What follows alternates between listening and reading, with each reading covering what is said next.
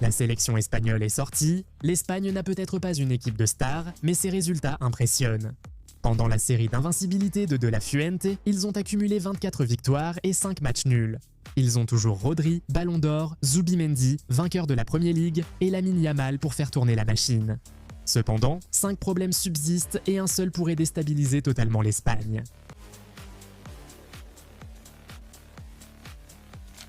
Un problème de forme de Lamine et de profondeur d'effectif. Le premier problème commence avec le joueur le plus dangereux de l'Espagne.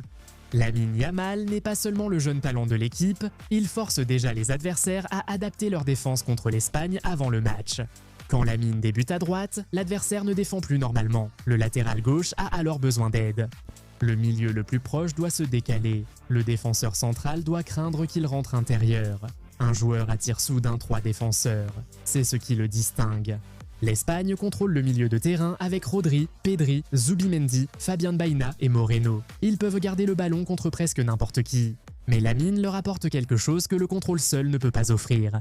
La peur. Il élimine le premier défenseur sans avoir besoin d'une séquence de passes parfaite. Il reçoit sur l'aile, ralentit puis accélère le jeu d'une seule touche. Il peut faire bouger un bloc bas alors que tout le monde fait circuler le ballon devant. S'il n'est pas en forme, l'Espagne perd plus qu'un ailier, son meilleur raccourci. Il pourrait encore être disponible, débuter et apporter de la qualité à l'Espagne. Mais il y a une grande différence entre Lamine sur le terrain et Lamine explosif.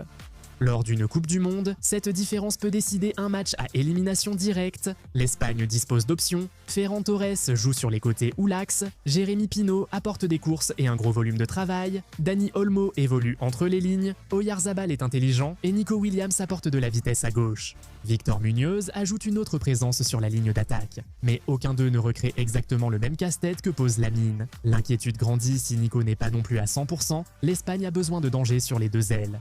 Sinon, leur attaque peut devenir trop axiale, technique et prévisible. L'Espagne peut garder la possession même sans un grand Lamine, mais peuvent-ils encore inquiéter les défenseurs?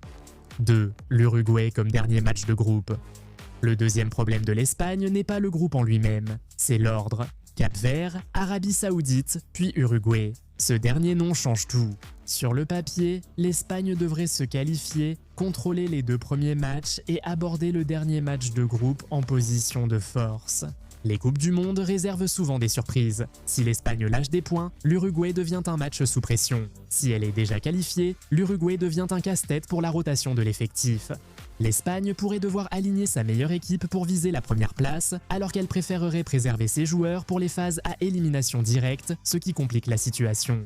L'Uruguay n'est pas l'équipe idéale à affronter pour un 3e match, intense, physique, émotionnel. Elle peut rapidement rendre un match technique inconfortable. L'Espagne cherche du rythme et une possession contrôlée, mais l'Uruguay sait casser le rythme, imposer des duels et exploiter l'espace derrière les latéraux espagnols. L'Espagne veut gérer Lamine avec précaution. L'Uruguay pourrait forcer de la Fuente à le faire jouer plus longtemps que prévu, mais cela ne signifie pas que l'Espagne craint l'Uruguay. L'Espagne garde l'avantage avec le ballon et un milieu qui maîtrise davantage le jeu. L'Uruguay n'a pas besoin de longues possessions pour inquiéter. Une passe ratée, un second ballon, une contre-attaque dans le couloir ou un moment où l'Espagne est étirée suffisent. Le dernier match de groupe sera un vrai test de maturité. L'Espagne saura-t-elle gérer l'événement sans céder au style de l'Uruguay? L'Espagne voudra sûrement un match calme, mais l'Uruguay est prêt à le compliquer. 3. Briser les blocs bas. Le 3e problème de l'Espagne est celui qui se rattache directement au débat sur l'attaquant.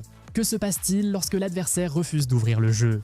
Face au Cap-Vert et à l'Arabie Saoudite, l'Espagne pourrait garder le ballon longtemps. L'adversaire peut reculer, protéger l'axe, remplir la surface et dire « Continuez à faire tourner, mais prouvez que vous pouvez transformer la possession en but ». L'Espagne sait faire circuler le ballon, personne n'en doute. Rodri peut imposer le rythme.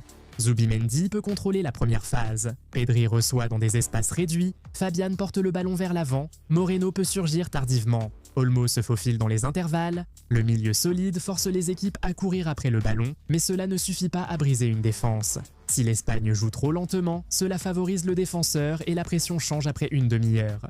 L'Espagne garde le ballon, mais l'équipe la plus faible commence à y croire. Le public s'impatiente, la dernière passe est précipitée. Un corner devient dangereux. Une contre-attaque devient un avertissement, ainsi commencent les surprises en Coupe du Monde. Lamine et Nico sont alors essentiels, apportant à l'Espagne un danger en 1 contre 1.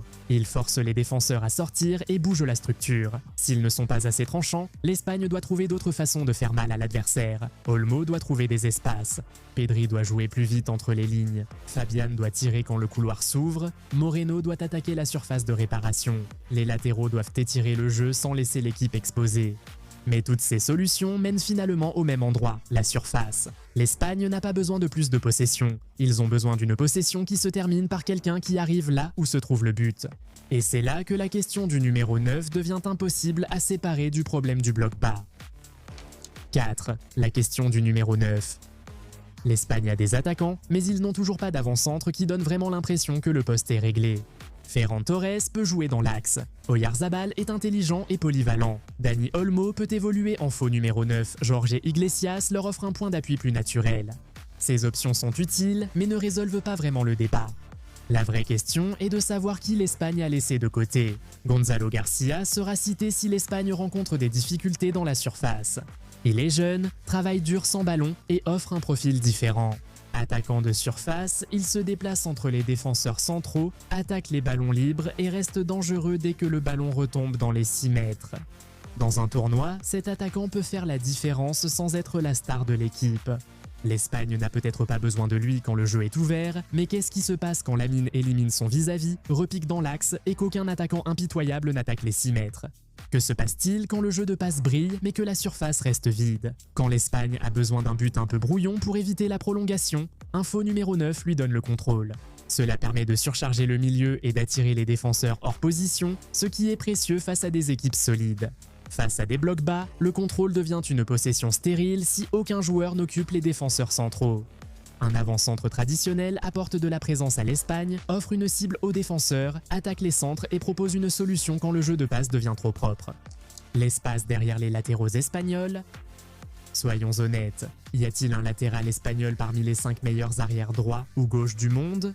Cucurella apporte de l'énergie et de l'agressivité. Grimaldo apporte des centres et de la qualité technique. Pedro Porro peut attaquer et centrer. Marc Pujol offre une autre option.